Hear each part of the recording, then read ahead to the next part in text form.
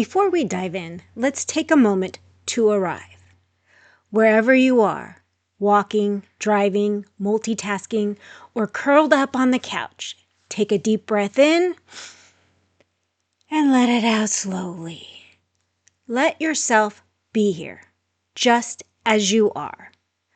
Today, we're exploring the messy, beautiful, and surprisingly powerful world of gratitude and how it can support your physical health, emotional well-being, and your healing journey. Let's dive in. Health is messy because life is messy, but we rise anyways, like a phoenix from the chaos, chasing wellness that actually fits our real lives, mind, body, and soul. I'm Jolene, nutritional therapy practitioner and fellow hot mess. I'm here to flip the script on health. On Messy Wellness, we rise from the ashes, embrace the chaos, fluff those phoenix wings, and fly into wellness with grit, grace, and zero F's given. Let's begin. Hey. Today, we are talking about all the ways gratitude can make you healthier. So let's dive in. Let's start with the body.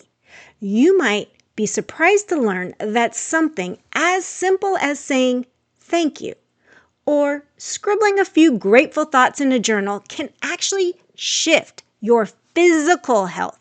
Yep, your actual body. But first, what is gratitude? It's not just a fleeting emotion or a Pinterest quote. Gratitude is a way of being. It's the habit of looking for the good, even when things feel messy, uncertain, or just hard. It's a gentle rebellion against the brain's natural tendency to focus on what's wrong. You know, that negativity bias. It's baked into our biology, but gratitude will help us push that back. It's our stinking thinking that gets us out of the mentality of gratitude and into the mentality of negativity.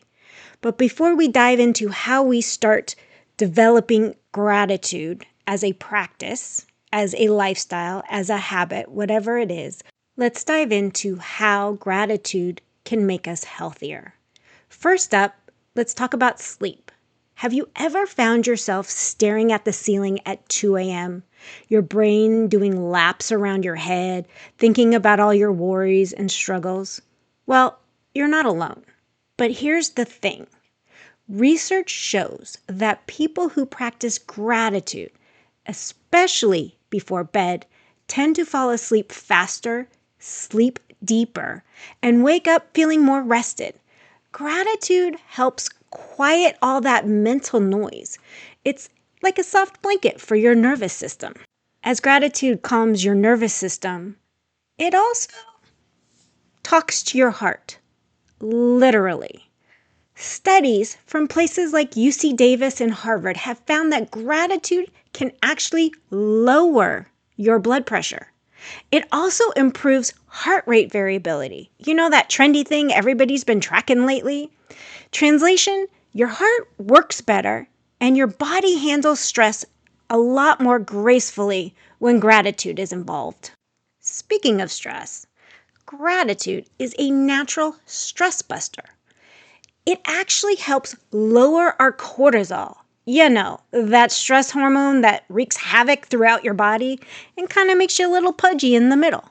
So, less cortisol means less inflammation, fewer headaches, and a lot more energy. I really love this quote from Dr. Robert Emmons. He's a leading gratitude researcher. Gratitude is not just a feeling. It's a physiological shift. As we start thinking about these physiological shifts, we cannot forget our immune system. Positive emotions like gratitude can actually boost your immunity. You know, that thing that helps us not get sick all the time. Think of it as emotional nutrition. We're fueling our body with appreciation and presence. So let's dive into a little mini practice. Let's pause for a moment. Take a breath. Now think of 3 things you're grateful for. They don't have to be big. Maybe it's your morning coffee or a kind text or the fact that you're here listening. Do you feel that shift? That's your body responding. Gratitude isn't just good for the soul. It's good for your sleep, your heart, your stress levels, and your immune system. And you know what? It's absolutely free. It's simple. And it's so powerful. Now, let's dive into more of the heart of gratitude and all its emotional magic. Gratitude isn't just a nice feeling. It's a tool, a practice, a way to gently reshape how we're experiencing life. When we lean into gratitude, we start to see the world differently, in a lens of abundance, connection, and possibility. While we get all Pollyanna-like up here, let's talk happiness. Studies show that people who regularly express gratitude feel more satisfied with life. You might be wondering why. Well, because gratitude helps us notice what's working, even when things are messy. You know, that messy life we all are living. It helps us find the good in the mess. This quote always lands for me. It's not happiness that makes us grateful. It is gratitude that makes us happy. That quote was from Brother David Steindl Rast. You see, gratitude helps us interrupt all those anxious thought loops. You know, the ones where we're stuck in fear and overwhelm. Well, gratitude gently redirects our attention to what we actually have, what is okay, and what's showing up for us rather than the negativity of what's not there. And here's something absolutely beautiful. Gratitude will strengthen our relationships.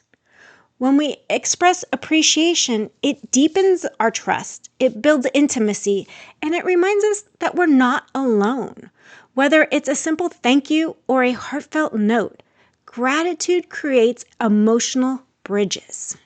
As those bridges are being built, gratitude will also build emotional resilience. When life gets hard, and you know it will, gratitude helps us anchor ourselves, ground ourselves. It reminds us that even in pain, there's beauty. Even in loss, there's love. Even in uncertainty, there's hope. So as we reflect, think of a moment recently when someone showed you kindness.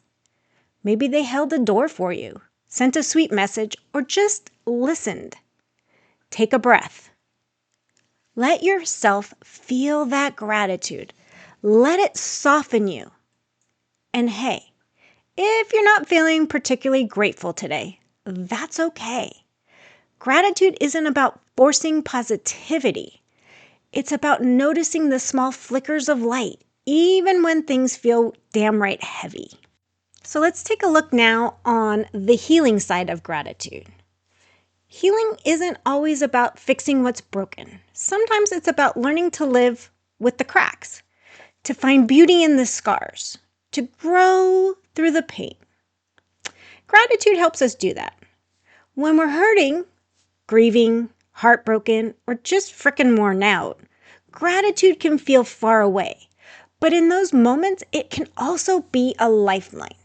It doesn't erase the pain, but it reminds us that pain isn't all there is.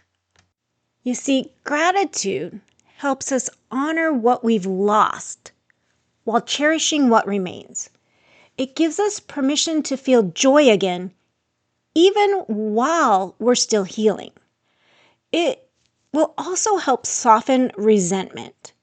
When we reflect on what we've learned or how we've grown through hard relationships, health issues, or anything, gratitude will help us release that grip of anger. It doesn't mean forgetting. It means choosing peace. Okay, another quote for you. Gratitude unlocks the fullness of life. It turns what we have into enough and more. Melody Beattie. You see, gratitude is also a spiritual practice. It connects us to something bigger, whether that's God, the universe, nature, or love. It opens up our heart to grace.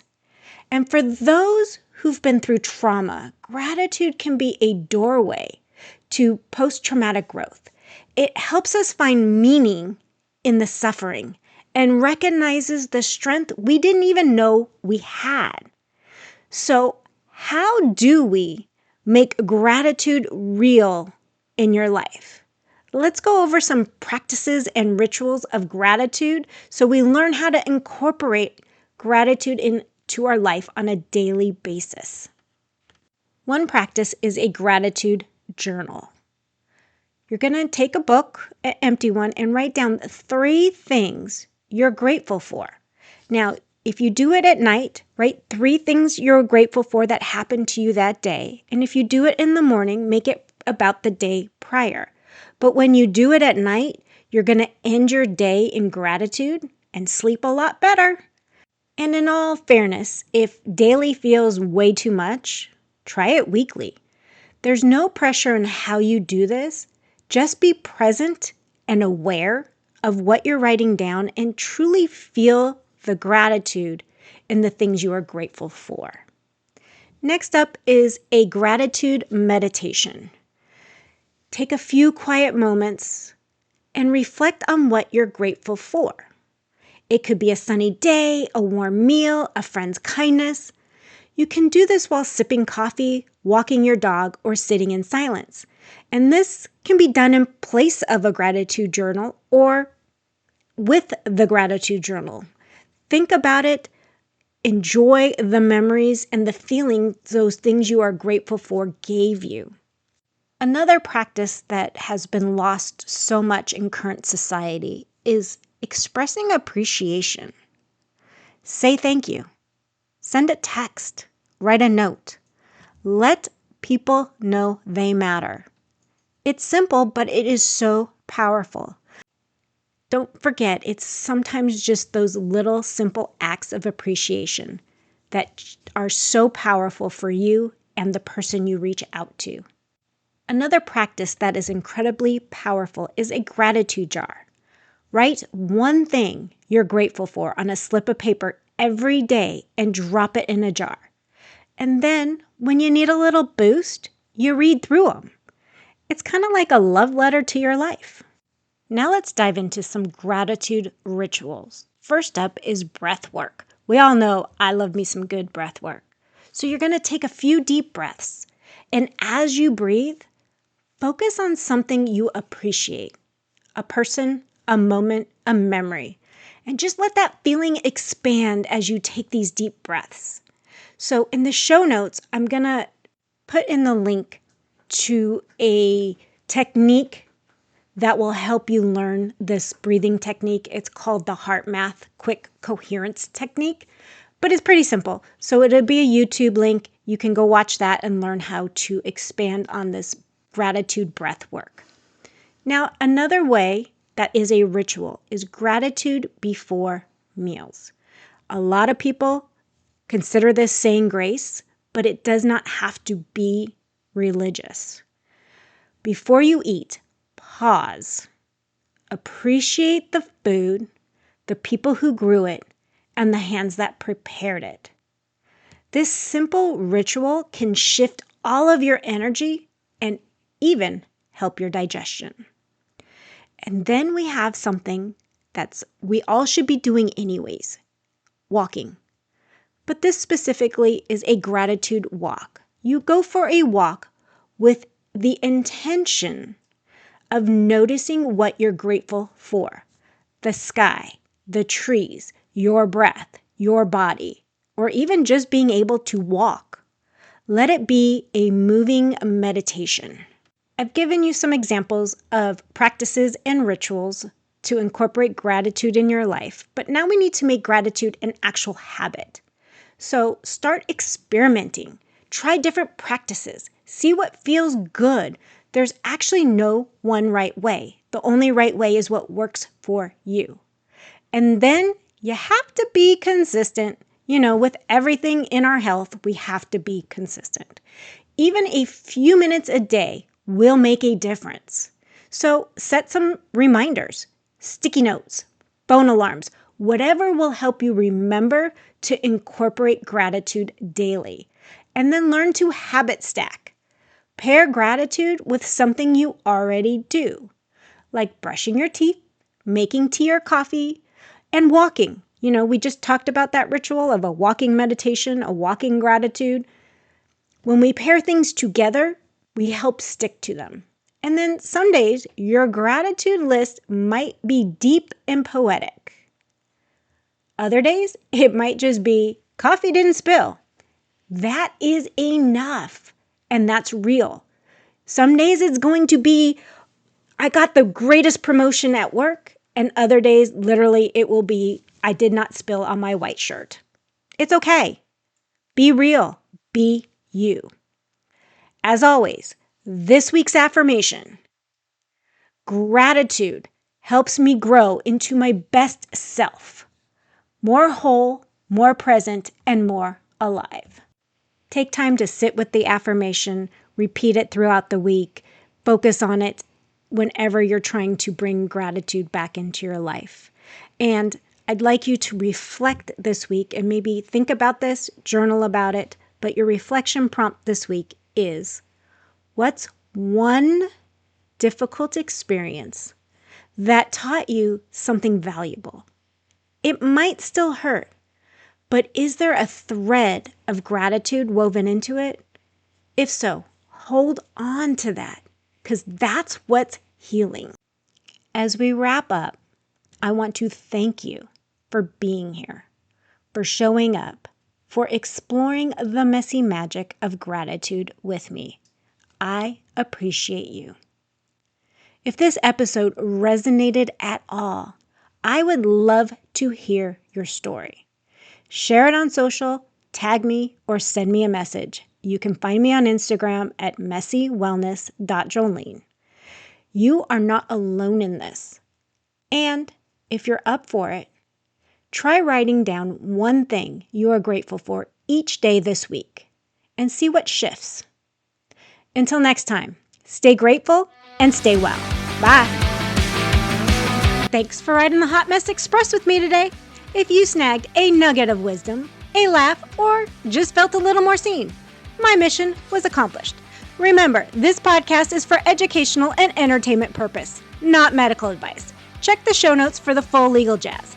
Until next time, keep rising, keep laughing, and keep ditching perfection like the outdated trend it is. Stay messy, my friend.